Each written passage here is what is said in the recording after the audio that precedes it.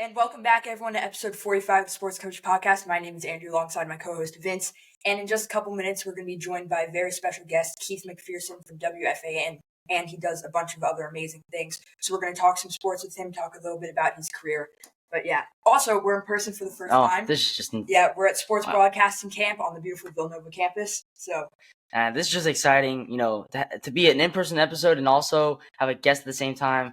This is just beyond words, man. So we're going to kick it over to Keith in a moment. All right, so now we are joined by Keith McPherson. So Keith here is a WFAN KM to AM host. He's you can see him on MLB Network. He's an MLB Network host. Bleacher Report, you can see him over there sometimes, and he does a ton more. He has Talking Nets and stuff like that. But we're big fans of him, and we love his show. So thank you so much for coming on with us, Keith. And there we go. All right. Yes, sir. WFAN. Yeah, so the fan in New York, KM to AM. Appreciate you guys, man. Yeah, most weeknights, right? After Yankee games and stuff during the season. Yeah, KM to 2 a.m. after the Yankees post game. Last night we had a KM to AM, no Yankees game. I'm the nighttime guy, so the nighttime is fluid. In the football season, we have Monday night football, Thursday night football, and that'll take my show. We have the Nets basketball games. Sometimes that'll take my show. But yeah, I'm the nighttime host the last 3 years. Great. That's awesome.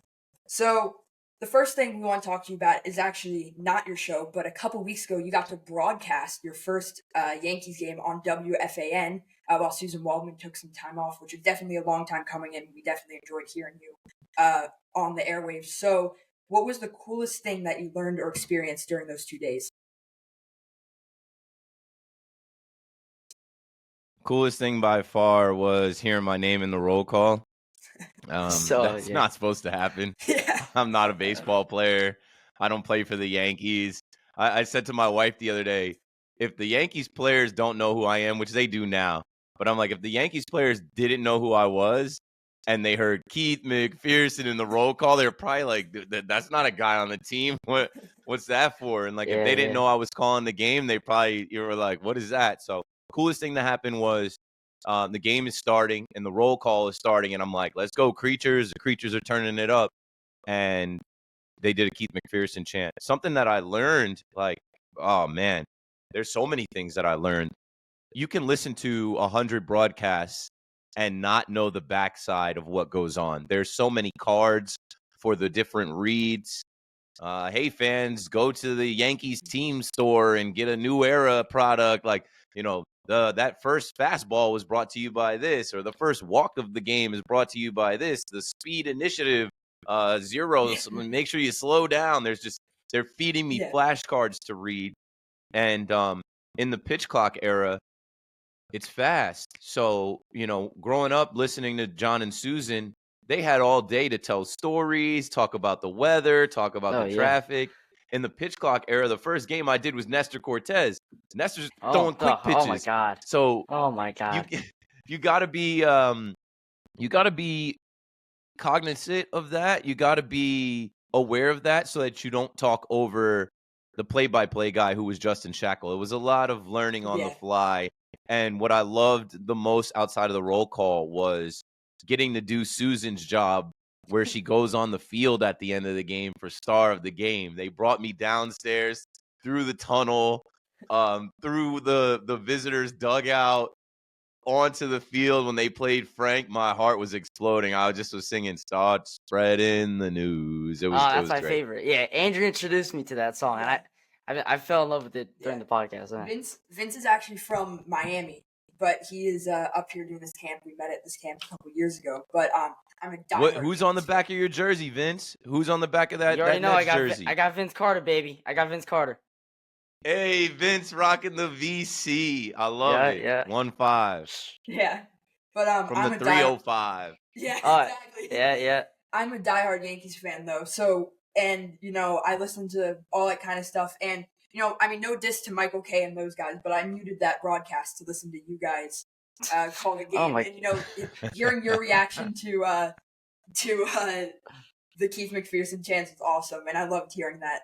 So yeah, that was definitely. That might have been the coolest moment for me as a listener to hear during that broadcast. podcast. So great job with that. But about the bleacher creatures. Yeah. Thanks. So I appreciate it, bro. Yeah. I have yeah. that exact same hat and shirt, so we Oh, can match of if I put course. that stuff on. I got that awesome. same. Yeah, I Got felt that like I same need to hat wear the and shirt shirt. today. Yeah. Yeah, so Keith, you're a very passionate Yankees fan, as we all know, and you have a great connection with the famed bleacher creatures, like Andrew said. So could you tell us a bit more about this Yankees community and the way they have supported you since you've been coming here? Yeah, it's a blessing. It's just so real. It's so organic. I didn't know that all the time that I was going to the game would lend itself to the career that I have now. I thought that it would make sense, but like there's no way to graph it. There's no way to say, okay, I'm working in the city, going to games by myself because where I'm from in the shore area is so far away from the Bronx that my friends that I grew up with, they're not going to games. So when I get my first New York City job, I'm going to the stadium by myself and I'm making friends. And Yeah. 203 has been the most popular section for over a decade. And I just kept going to 203, 202, 204, kind of seeing the same people. And then after a while, I became one of the creatures because, you know, you just make friends. You see people at the stadium, you see people at the bars, you see people after the game. And then I realized, like, okay, these people are at all of the home games. These are the people that do the roll call. I ended up being added to the first Bleacher Creatures chat that I was added to was called the Super Friends.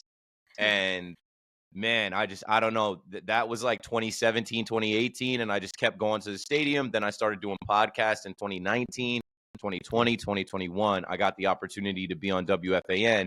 And those people believed in me more than I believed in myself because I had an audition on August 25th, 2021.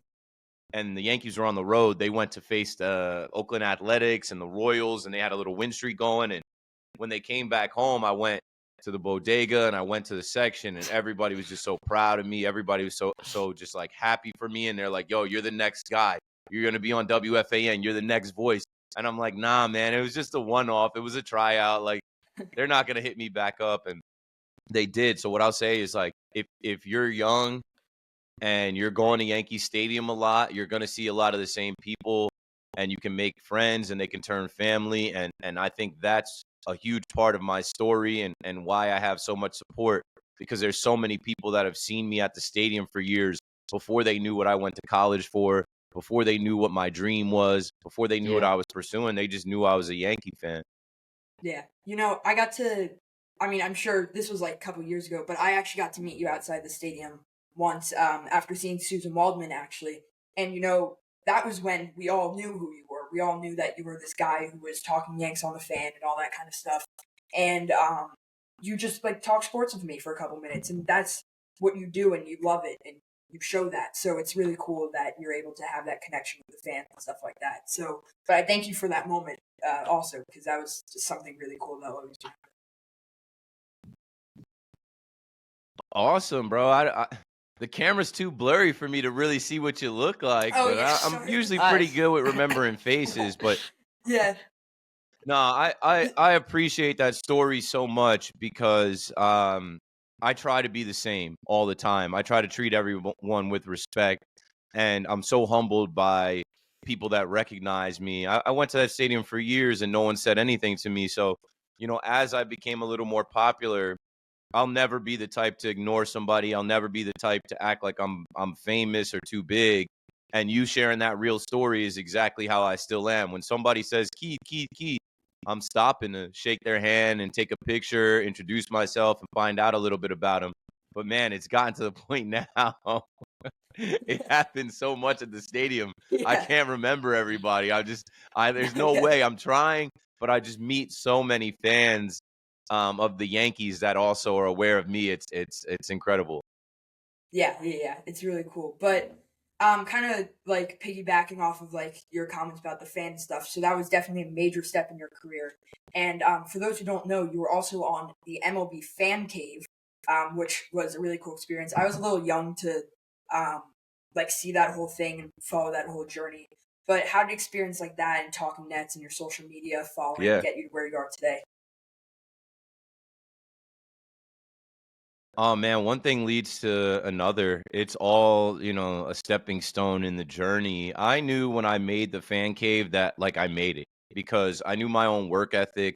I knew that like I just needed one thing on my resume. I was working at Guitar Center in my town before I made it to the fan cave, and I had graduated college like 2 years before, and no one was really checking for me. No, I applied to 100 jobs, didn't hear anything back, but I didn't lose faith. I didn't lose hope. I knew that it would be a long road, and 25,000 people applied to be in the MLB fan cave, and it was Derek Jeter's final season, and they picked me to represent the Yankees. And I think just what I had going for me was the fact that I just could speak to being a diehard Yankee fan. I also could speak to not being able to go to as many games as I would have liked because I just didn't grow up with money and my parents weren't taking me to the stadium. They weren't into baseball, but I just showed my passion. And I talked about, being in college and watching the Yankees and having people over. And I also was a DJ in college and worked at Guitar Center, and they needed a DJ in the fan cave. So I ended up being the DJ in the fan cave and the Yankees cave dweller. And I was able to turn that into a full-time job at MTV. Like I was telling you guys, when I was working at MTV, I was going to the games by myself. Well, when I was in the fan cave, they did a show called Off the Bat on MTV2. And when I got out of the fan cave in October, I applied to jobs again, again, again. I was this close to working at the Home Depot down the street Oh from my. my mom's house. And yeah, a young lady reached out to me from MTV saying, "Hey, we want you to interview." I had 2 interviews and I got that job. And like, again, the rest is history. But, I just was always grinding and pushing forward. I was always trying to get to the bigger thing and connect the dots. And one thing leads to another. Like you guys are at camp right now. You don't know who you're meeting. You don't know who you're connecting with. But, be solid, be a good person, shake people's hands, listen and learn. And you never know when those connections could come back around later in life. Yeah, for sure. And you're right. It's always connections, and especially in the line of work we want to do, in the line of work you're in, networking is very important, stuff like that. So you're right. You were able to get that big opportunity with MLB Fan Cave, and of course that pretty much Led to success, man. to I where led we to are success. today. Yeah, yeah. So that's awesome, and it's So cool to see that. yeah. Things So speaking about success, Keith, you've had, whether it's calling Yankee games on the radio, be the youngest person to host WFAN, or become the go-to fanalist, who in the sports industry that you've got to meet and talk to personally or interview, etc., was the coolest out of the bunch, you would say? The coolest out of the bunch. Yeah, Ah, man. man, there's so many cool people. I Yeah, mean, putting let's you on the start with the spot again. Yankee universe. The K-Ster, Michael K is the Ah, man. man. Before All I time. even got Great. on, Michael K acknowledged me on Twitter. I went to see him do his live show in Hoboken at House of Q in like 2020, right before the pandemic hit. So the K-Ster, I just have the utmost respect for. And whenever I see him, he goes out of his way to shake my hand, ask me how I'm doing. And we exchanged numbers a while ago. I can always text him for advice. Or, when I got the opportunity to fill in for Susan Waldman, I text Michael K and he goes, "From the bleachers to the booth, that could be a movie." And I'm like, yeah, more to do. But K-Ster at the top, John Sterling as well. John Sterling, I said the other night, I feel like I won some type of sweepstakes that I was able to get to WFAN before John Sterling retired. Because like Yeah. Oh, I yeah. was able to cultivate a relationship with one of the GOATs. And whenever he sees me, he's smiling ear to ear, and I'm smiling ear to ear because I love John. Same with Susan. Susan is incredible. Her baseball knowledge, her professionalism, how much she knows about radio, TV, baseball, the industry. She's fantastic. Sweeney Murdy, he's no longer at WFAN, and I had a hard time with them letting him go. But Sweeney Murdy is a guy that I loved because I always would listen to the Yankees postgame. And then when I met him, he brought me along through the Yankees media area in the stadium where I felt like I didn't belong. I'm not a reporter, I'm a fan. And they want you to wear a button-up shirt and khakis and dress neutral, and I want to wear a Yankee cap and a Yankee jersey. And, Sweeney Murdy looked out for me there. David Cohn, solid. Flash, John Flaherty, Paul O'Neill, Cameron Maben. I'm just going through people that have been on the Yes Network call. Oh, yeah. And even like Steve Summers, Yeah, of amazing course. individual, an icon. and so gracious towards me. Craig Carton, another legend who has a story like none other, treated me in a way that I'll never forget and still does. Man, to be able to rub shoulders even with like Tiki Barber, Boomer Esiason, it's a blessing to be amongst these people as peers. Yeah, and I want to reference like a couple of videos that you've posted over the years. You know, I love the John and Susan bobblehead. You introduced the bobblehead to them in the video on Instagram, and you know their just reaction to seeing you there and stuff like that. Like that's awesome. And you got the chance to also, you were on the pregame for a while there doing the like Tell Me Something Cool, right, with John and Susan there. So that's also really cool, and you definitely created that connection with them way before you were even calling the games like they were. That's exactly what I'm talking about, man. It's all real. It's all organic. You can't fake that. The first spring training that I was on WFAN, I went down to spring training and I sat with John and Susan for an inning, and I was so excited to meet them, to get on the air with them. And John goes, I go, "This is crazy."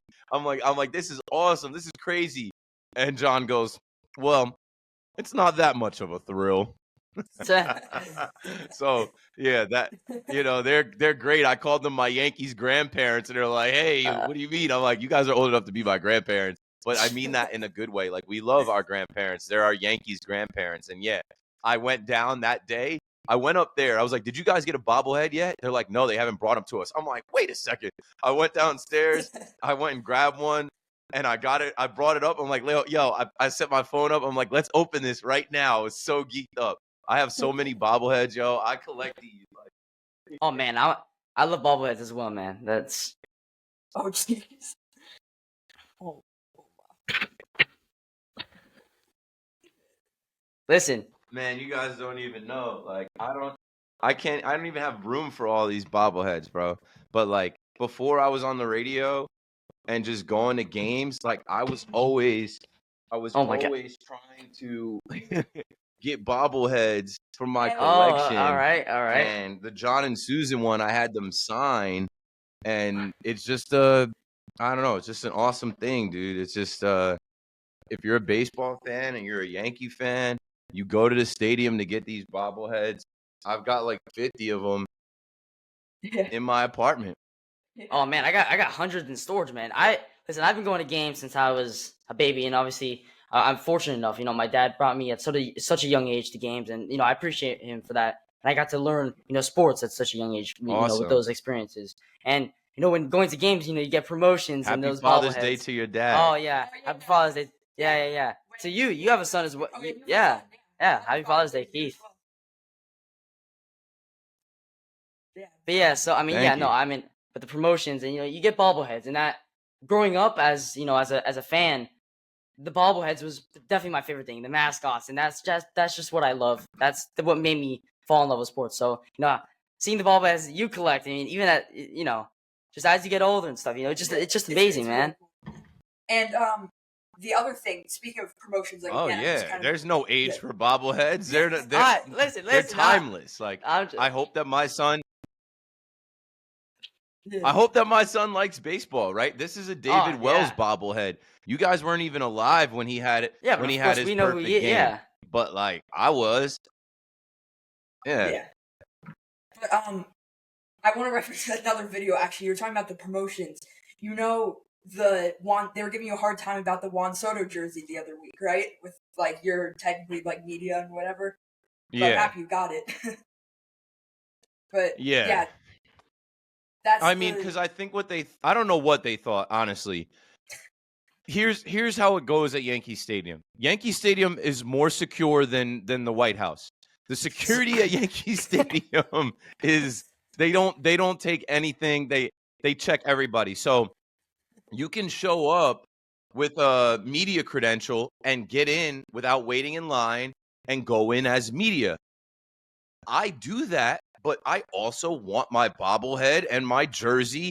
And if you go up to the media area, you have to wait for the Yankees to come to your seat and present it with you. I'm not doing that. So the day that I showed up, not for nothing, as soon as I showed up, people were like, Keith. They're taking selfies with me. People are shaking my hand, telling me how long they've been listening to me and things that I've said on the radio. So I'm getting a little bit of fanfare. And I show up and I'm taking videos of how deep the line is. I'm causing a little bit of a commotion. But I try to walk in at 4:57 with my media credential, and I'm in Yankee gear. I got my Yankee shorts on, my Yankee socks, my Yankee hat. So they're like, "Are you here to work or are you here as a fan?" And I'm like, "What does it matter? Like, nobody's ever asked me that before." And they're like, because they're like, "You can get one jersey, swipe your or scan your ticket or scan your media credential." I'm like, "Why are y'all pressing me?" They were trying to make an example out of me in front of everybody so people know, like, hey, it's Juan Soto jersey day. Get in line. You get one each. And whatever. I was the first one in, swiped my ticket, got my jersey, put it on, and I'm like, yo, I'm both. Like, I've been showing up to this stadium for years. I don't care that I'm a media member. I'm a fan. It's who are you to ask how I'm entering the stadium? Give me my jersey and let me go. I'm not doing anything. Well, we're happy you got it in the end because that thing's really cool. I went to the game before actually, so, but yeah, really cool. But just real quick, those jerseys were gone in 45 minutes. By 5:50, you couldn't get one. Yeah, you couldn't get one. Yeah, but real quick before we have to let you go, we just want to talk just like literally current Yankees news that just happened a couple hours ago. So we know Anthony Rizzo went down with the forearm injury. I think it was a fractured wrist, not going to need surgery. But they called up Ben Rice, who was a relatively unknown prospect compared to Anthony Volpe and Austin Wells. Those guys have been coming up the last couple of years. But he's going to get a chance to play first for the New York Yankees now. So is this going to be something that you could see fitting long term? And if so, if he does well, what do you think Rizzo's position is going to be? Rizzo's done. Regardless, like, all right, like he like, if you go back a couple weeks, he was on the bench. They were giving him extra days to rest because he's getting up there in age. He's 35, and if you look at his contract, they're gonna buy that out. Like, he's just done. Like, it's a foregone conclusion that Rizzo is done. He's 35 in August. I think he's got like a $17 million option or something, and like the Yankees can save $6 million buying him out. Whatever. He's done. But what it is, man, he's a cancer survivor. He's a World Series champion. He's a Gold Glover. He's an All-Star, and he's a good dude. He's arguably Judge's best friend on the team, and he's such a, presence in the clubhouse that you're not going to just like kick him to the curb. But now when we talk about Ben Rice has been mashing. Ben Rice in a year ago, he was, just promoted to Double-A. A year ago, he just got in with the Somerset Patriots. I was just reading it was July 19th, so less than a year ago. And I was on air last night, and people kept mentioning Ben Rice, and I'm like, Uncle Ben Rice, the Rice man, Big Ben, whatever. Like, I'm excited for the kid, but I didn't think that the Yankees would press the button right now because he's only got 50 plate appearances in AAA. And then I thought about it this morning when I saw the news. It was the first thing I saw when I woke up. I'm like, I had to read this twice. It makes perfect sense. Why not see what this young man has? He's a lefty bat. He's also a catcher, where if you want to put him behind the dish at one point, who knows, maybe. But like, he's mashing. He's a left-handed hitter with power, and that swing is built for Yankee Stadium. He's 25 years old. He's not young, right? He's as old as Judge was when Judge came up. So it's time to let the kids play. And they had Dominguez come up last year with not a lot of time in AAA. They had Volpe compete for the starting job, and he won it without a lot of time in AAA. So it's time for Ben Rice. He's going to be a part of the future. It's time for Ben Rice to step into the show and see what he can do, and I wish him the best. But it's over for Rizzo. This is Rizzo's last run with the Yankees, and that's okay. Yeah. I mean, I grew up with Rizzo. I feel like, we all, I mean, even though I was a Marlins fan, Keith, I actually am now a Yankees fan. Just a couple weeks ago, me and Andrew, we had a little scuffle, and now I'm officially a Yankees fan. So, even in 2016, watching the Cubs, he bullied you into being a Yankees fan. We got to show. Maybe we'll roll a clip onto the episode. But this guy woke me up with Judge's 60-second home run call like a year ago or 2 years ago. I woke. That was his alarm clock yesterday. I was blasting John Sterling's call. But yeah, no, I mean, watching Rizzo back then was just amazing, and it's sad to see him, obviously again kind of fall off. I guess is the kind of term you can use, but again, I feel like it's time for a new era, especially for this Yankees team. New guys. I think is what the Yankees should be bringing in, if they want to contend in the future at least. Yeah, and love Ben Rice, love that, love. Yeah, Rizzo, you got to of get course. younger. Yeah, Yeah, You got to man. get cheaper. And you gotta always be looking to the future. And the future has Juan Soto getting a $600 million contract. And how Steinbrenner talked He about deserves it's it. not sustainable He to have deserves these it. ridiculous payrolls. yeah. He does deserve it. He's gonna get it. And I think the Yankees are gonna have a good offer. It might be $600 million to the winner of the Juan Soto sweepstakes. But if you're paying that much to Soto, Judge, Cole, Stanton, you got to have guys like Volpe, Wells, Cabrera, Rice, Dominguez, Peraza Yeah. in the future that aren't going to cost that much. Yeah. But that's what's going on in Yankee land right now, as you would say. But we're gonna spare you from talking about the Celtics first of all, because there's enough media going around about them right now, and also. I can't stand it. Oh, as a Heat fan, you don't know how The it Nets is help going them for do me, man. this. I can only imagine the Heat. Yeah. Man. I have my I can't. Cam Thomas jersey back there somewhere because also I'm just real quick before we have to let you go. I told you I started listening to the fan around when you were coming on, and I didn't have a basketball team. I followed baseball pretty much.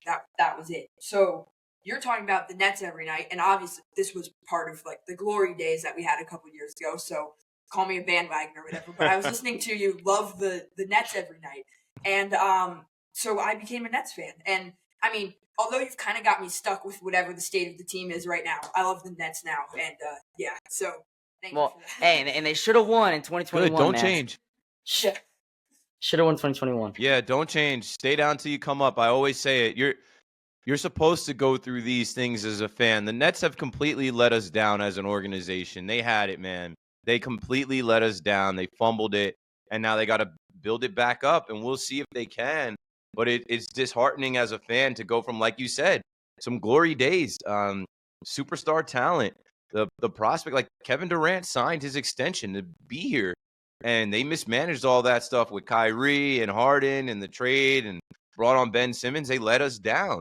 So what I'll say is I'll always be a Nets fan. I have that same Vince Carter jersey. I've got some old Nets jerseys. When the Nets get back, I'll be repping them again. But this year, with the Knicks being so good, there was no place for the Nets on the radio. And being a good radio host in New York, I knew to lean into the Knicks run and to, quiet down the Nets conversation. And even with talking Nets, they let us down. Talking about the Nets is not profitable. All of the Nets shows and podcasts and content creators struggled this year because people didn't want to hear it.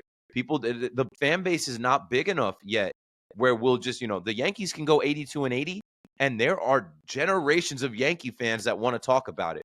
The Nets struggle like they struggled, and people don't want to hear it. So, yeah, it is what it is. And the Nets helped the Celtics get Jason Tatum and Jaylen Brown in 2013. It sucks. Should have never traded. Should have never traded, man. Just horrible.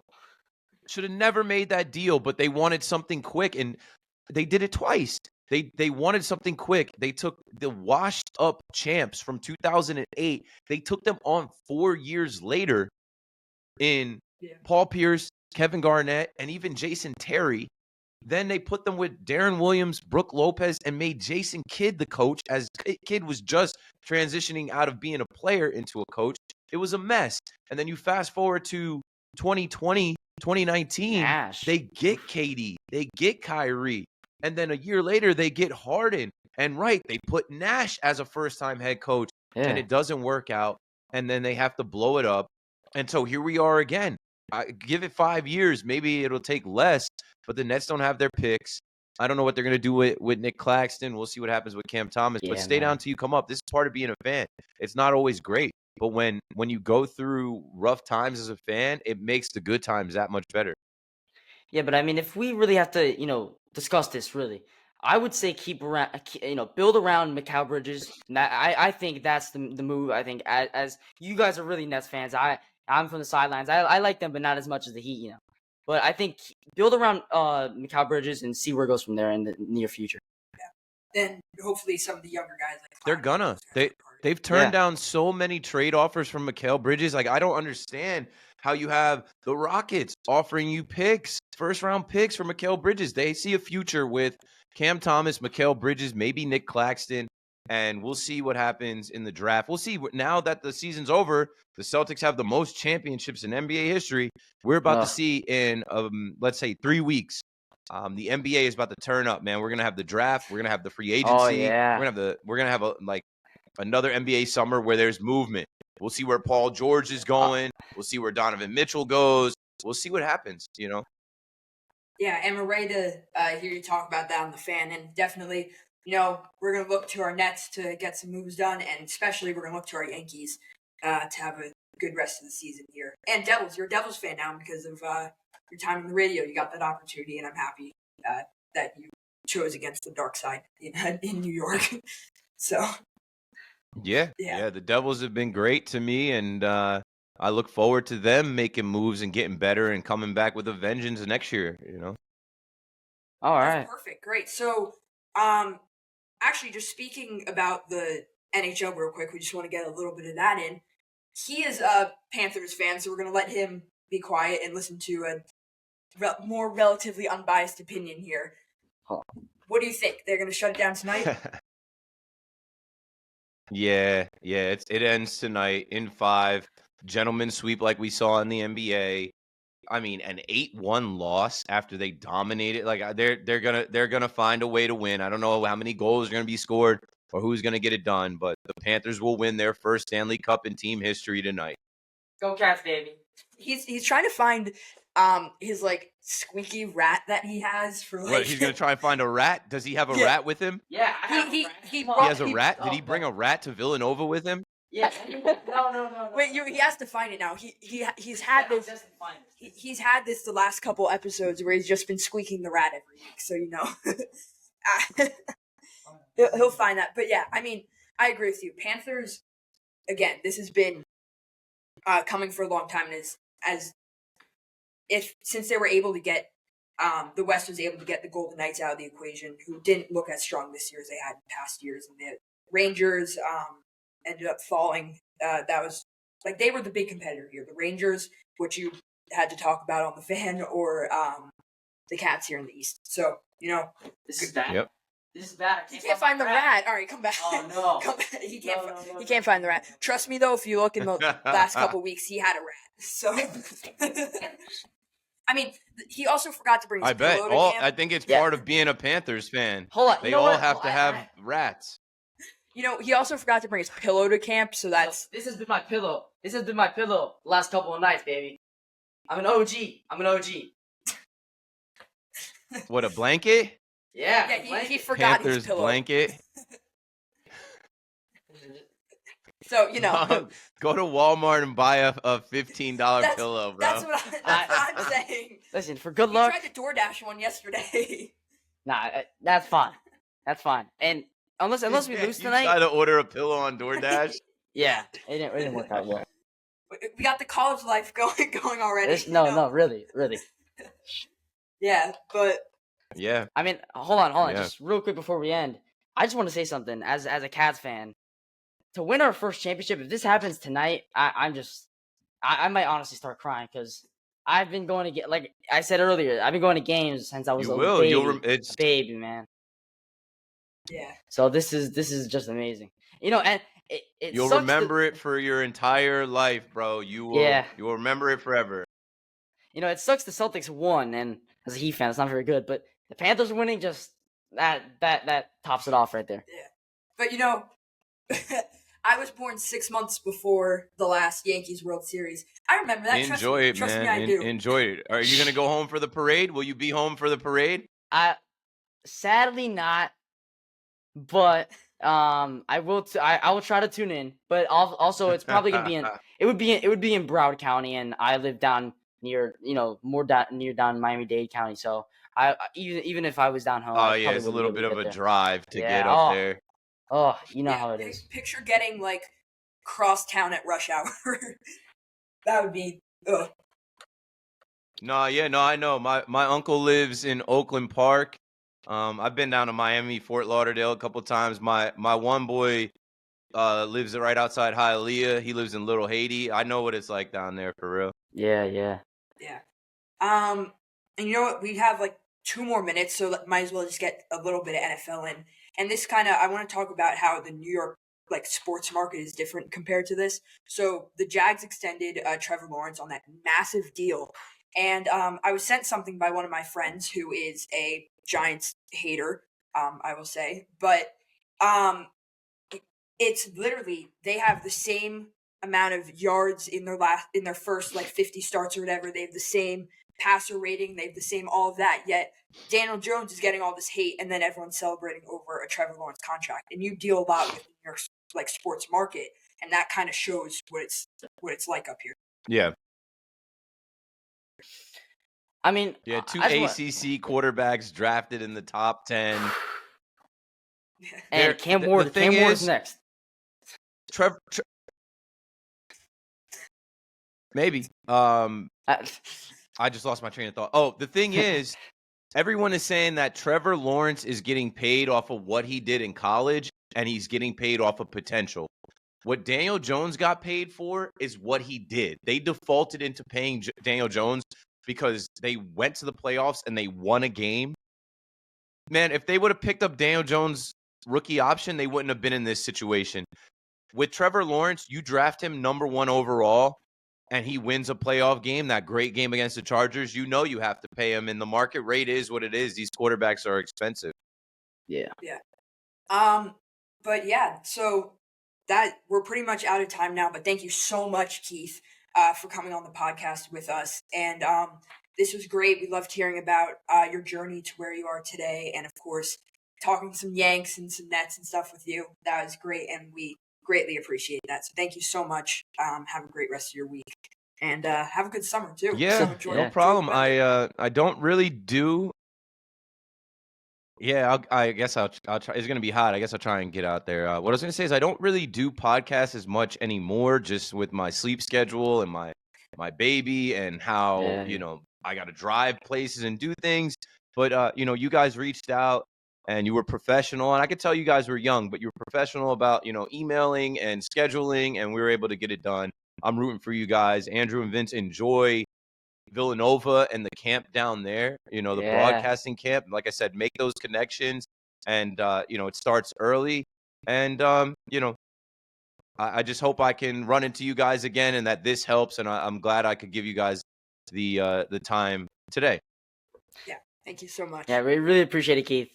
And we'll make sure to get out some clips. If you want to go check it out, we'll make sure to get some clips of this episode, definitely. Yeah, on Instagram. and Yeah. we'll just That's email what you got to just some- do, man. Yeah, That's exactly. what you got to do. You got to clip it. You got to put it on social media. Yeah.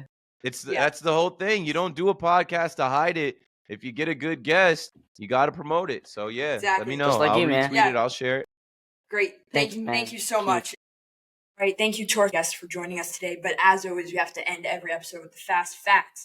So first of all, Joey Chestnut was banned from the Nathan's hot dog eating contest. I mean, it's all over like contracts and stuff like that, so there's not really much you can do about it. But it's definitely kind of a hit to see the GOAT of competitive eating. He's not just the GOAT of competitive eating, Andrew. He's the GOAT of America. This is the greatest patriotic American sports athlete in the history of America. And god damn it, just say the whole world. I mean, be honest. You got to give him the title as one of the greatest American athletes of all time. Come on. Is he an athlete? Yeah, eating food is an athlete. Okay. All right. Next up, Charles Barkley is retiring from television and his position that he's had for the last after the 2024-2025 season, and I think the show also is being moved off of the network. Correct? Yeah. I don't know exactly where. They're still trying to figure it out, but I mean, wherever it goes, now you see Charles Barkley leaving. I do still think Shaq and those guys are still gonna kind of stick around. They love it. We see it every single night. But it's sad to see Charles Barkley go. He is honestly just pure comedy, pure, just every night, night in and night out, we see how funny he is, and it's just great to have seen him all these years. Yeah. And last but not least, McDonald's mascot Grimace throws out the first pitch. And now the Mets have won six straight. Oh my! 6 straight games. Listen. I do think this is gonna keep going. Grimace is. Can we say Grimace is like one of the greatest things to ever happen to the Mets? Yeah. The greatest things to ever happen to the Mets since maybe like Noah Syndergaard and stuff. But yeah, all right. Well, maybe since that World Series run. But yeah, listen, Grimace. I don't know what happened, but I might have to do some stuff with Grimace. Like he has to give me good luck. That's a good luck. He's such a good luck charm, man. Yeah, that's just amazing. Yeah, but that's pretty much going to do it for this week's episode of the Sports Coverage Podcast. Again, thank you so much to Mr. Keith McPherson for joining us. It was great to have these conversations with them, and we look forward to seeing more of their work around. But if you're here on YouTube, you'd like and subscribe, great, and clips and announcement posts over on Instagram. Thank you, everyone, so much for listening. Thank you for listening to our first in-person episode. And there's 2 more or 3 more to come the next 3 weeks. In-person episodes. I think so. Yeah. And we'll see you next week.